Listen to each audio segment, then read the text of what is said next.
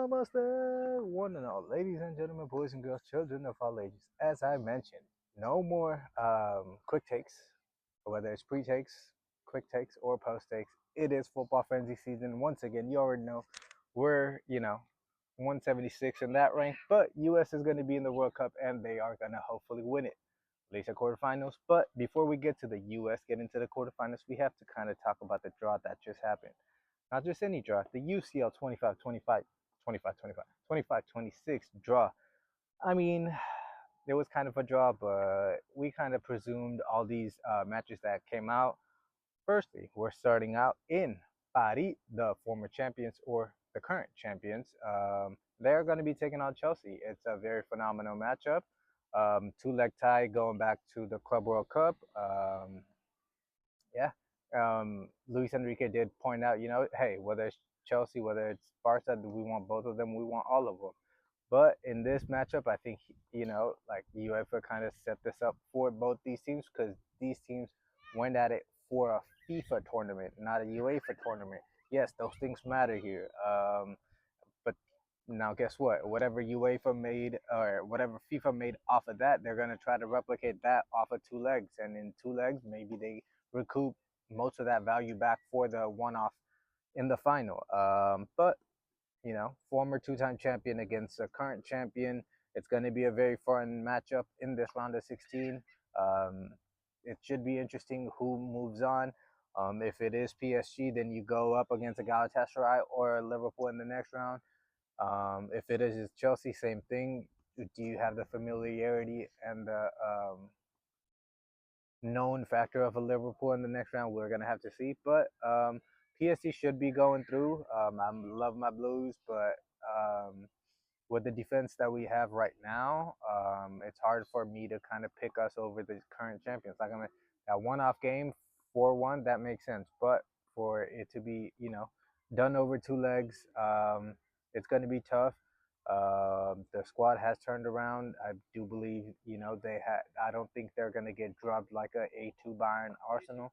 But in this one, it is going to be tough, tough, tough matchup for this young Chelsea squad, who it's been year three of this experience now where it's the same thing repeated where it's they start off really well, they stagnate around December to let's say February-ish, and then they kind of try to pick it up at the end of the season, but sometimes it works, sometimes it doesn't, and you never know. Going up, like I mentioned, going up against champions. However, they are also not on form.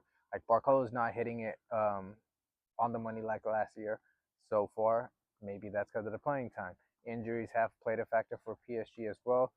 They have had, lots of their young guys play this year, so that definitely helps them out. But it's going to be a long-term solution that Chelsea are going to have to look at defensively and possibly in midfield to take that next step from being probably borderline contenders into champions contention, let alone being, champions of the Prem itself or even UCL. Moving on, Galatasaray or Liverpool, like I mentioned, that should be an intriguing matchup as well. I call it the Cara Bowl. Why did I say that? Because, like I mentioned, Cara kind of, already saw this happening before, kind of predicted it, or he wanted this. He said, hey, against Atletico, it's a 60-40. Against a Galatasaray, I take our chances. Let's see, older Virgil van Dijk, Konate, who's kind of one foot in, one foot out. And that backline, how does that hold up against Leroy Sané? Kirkez against Sané, that should be interesting. And yeah, they have attackers. He kind of just made that statement ignorantly, but if you saw the way that they fought against Juventus, that second leg was absolutely horrendous, and it should not have been as close as it was. But offensively, they have all the talent in the world. It's the midfield and defense. Lucas Torreira did come out of the last matchup against Juventus, with some hamstring or leg injuries. We're gonna have to see how he bounces back from that. And yeah, outside of that, once ignorance has kind of gotten past, maybe after the first leg, once Galatasaray actually shows they're of the level, maybe, just maybe, Liverpool fans and or just supporters like Kara, they put some respect on their name, and we'll see what happens. Having a top striker like Victor Osimhen You always have goals coming. Moving on, then you have Real Madrid taking on Manchester City. That should be a very, very fun and intriguing matchup. Should it though? Why do I say that? Just to kind of repeat it after every year. Because I feel like I have tweeted this. If you have not checked this out, go check it out. Or I have commented this. They're trying to make Man City into kind of like what Man United are. Am I just saying that because I'm wearing it red? No. If you look at the trajectory of stuff, what better way to put up Manchester City's legacy than to put them up against the team with the best legacy, undoubtedly, in the UCL. Now, when you go back and look at history in the 2050s, oh my God, in the 2020s, look at that, all these City and Real Madrid matchups, and then you kind of elevate them into that conversation with Chelsea. Yes, they have won one Champions League, but you know, being in that conversation of a Champions League winner is that, but you also need to add history to it. Like Ajax have a few, but they need some more. And then they added history to it. 2019 semifinals against Real Madrid being one of them. So, you know, whatever the end result may be, obviously I'm rocking out with Real Madrid. In the Galatasaray at Liverpool, I am rocking out with Liverpool by the end. Just in case I didn't make that clear. This one, obviously, Hala Madrid till the day I die. So, with us getting healthier, especially in the back line, Carreras, that yellow card is going to be, important to watch out for. But Mendy being there healthy, we still have Fran Garcia left back who could slot in. If need be, Camavinga can go back in there as well. Right back, we're finally getting healthier. Trent getting healthier. Danny getting healthier. Even the young lad out of the La Fabrica, he did pretty well. So we have depth there centrally. That's going to be a key factor, especially with Asensio going down too. Even in that game, I expected Chouameni to move down, but that did not happen. So I'm expecting them to trust David Alaba going forward more. Rudiger hopefully gets healthier as the season goes on. Militao is, I think, supposed to come back around April. So if we do go deeper into the season, there is a chance that he comes back and stabilizes that defense, just like in the beginning of the season. Him and Hoyson were going crazy. And that's where it comes down to. When you have your defense back, you don't have to put your midfielders out, moving a Fede Valverde to a right back, Kama to a left back. Let those guys, morale and everything. Just let those guys flow. We'll see what happens there. An intercontinental matchup between Atalanta and Bayern is up next to talk about. This one, I will rock out with Bayern just because of the offense. Like, for me, I don't think there is a better offense. Musiala, Kane, um, Luis Diaz, and Michael Olise. Like, just that. Just them four. That's it. That's all I need. And then, yeah, and I'm literally just, respect to Atalanta, they had to take 90th plus 8 minute penalty to take out Borussia Dortmund. I don't think Bayern are that level. They are the next level. So I think, maybe over the course of two legs, Bayern actually put down 9 goals on Atalanta. I'm saying respectfully, they have a pretty good defense, but there is also a new era in Atalanta. Um, the manager moved on. Some of the players moved on. Some of the players remain, like Martin Derun, but there are still, yeah, they're still ways off from being or beating Bayern.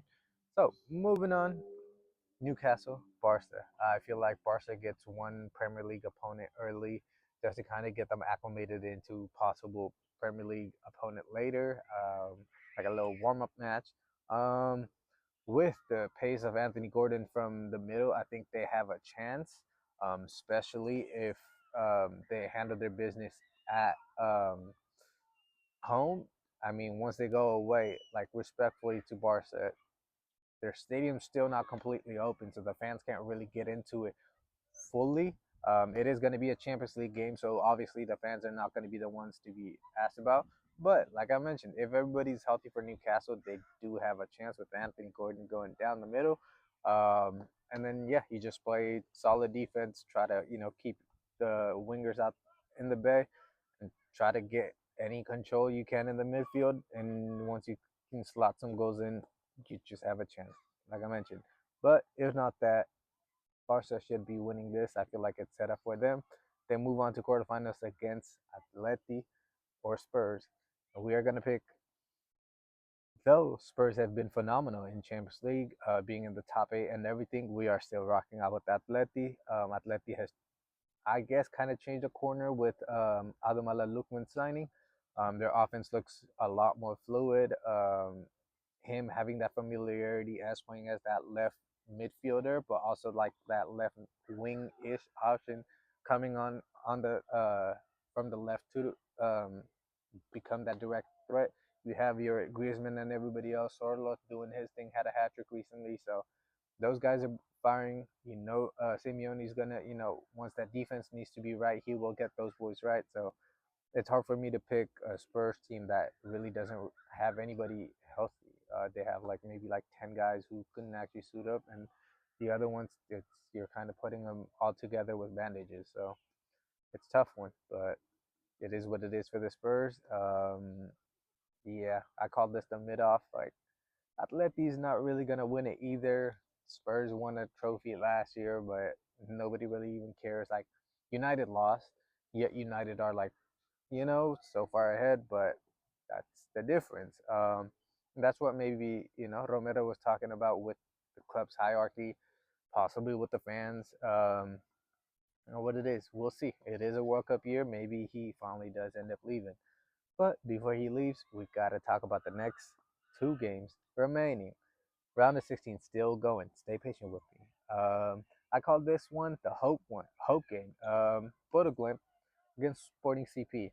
Do I see Bodo beating Sporting? Of course I do. I did not see them beating Atleti. I did not see them beating City, yet they did it. So with this one as well, do I see them beating them? No. Well, maybe. Um, this is arguably their best matchup, if not them. Probably Atalanta or Leverkusen matchup would have probably been the safest bets for them. But yeah, I think the first matchup is in Bodo, so making the second one a little bit more difficult because of the passionate fans that are in Portugal.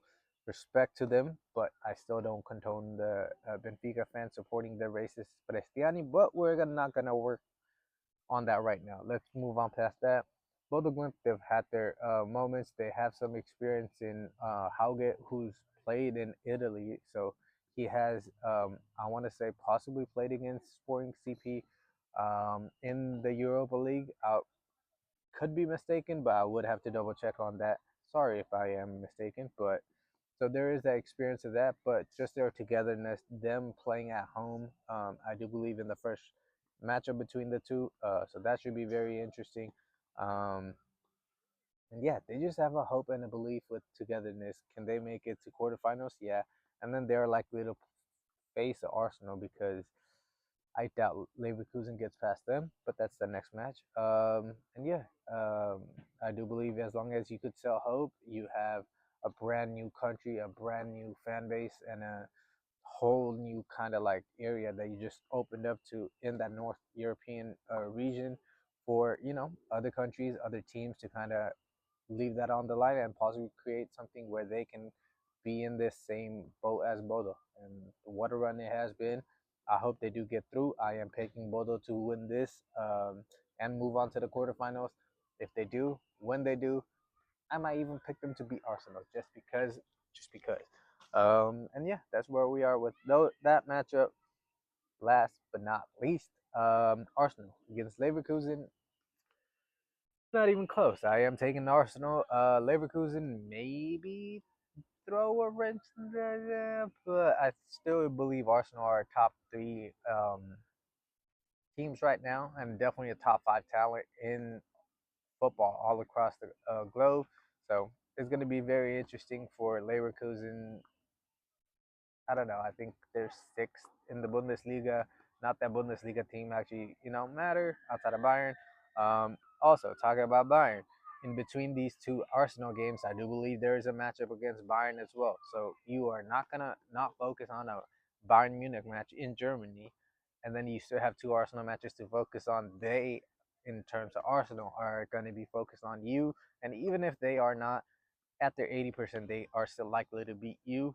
But even at your 100%, you're going to have to push it to 120% to beat them. So you're not going to be able to do that with the Bayern match in the midweek or in the weekend between the two matchups. So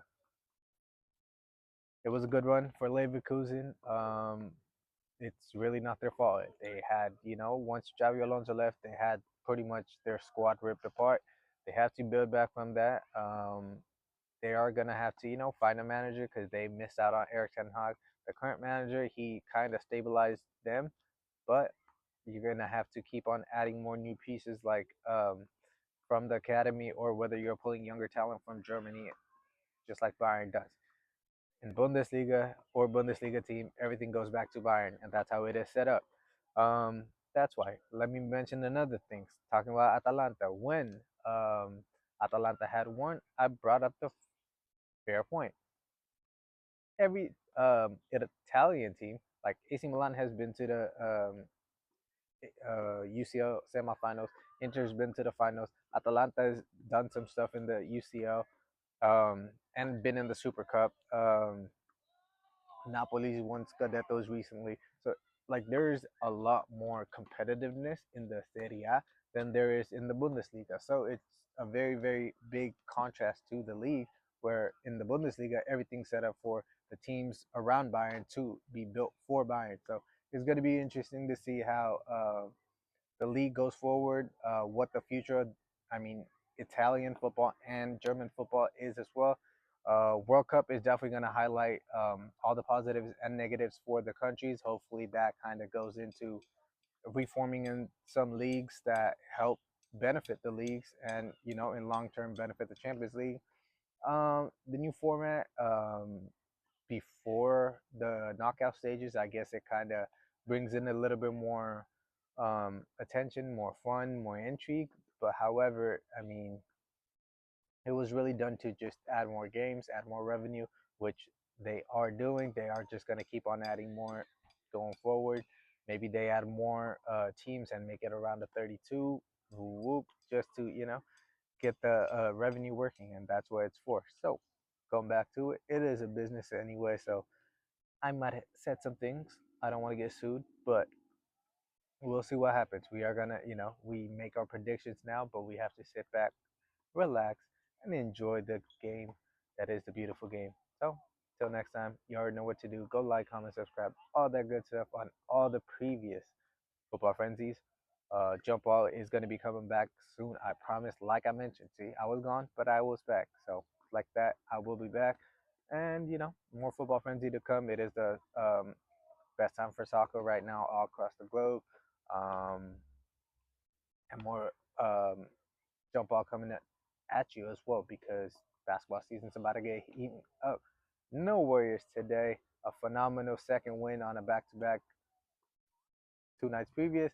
But we are back again tomorrow. Timo time in the Bay tomorrow as well. So a lot more content to look forward to. Till then, keep supporting, keep loving, keep liking.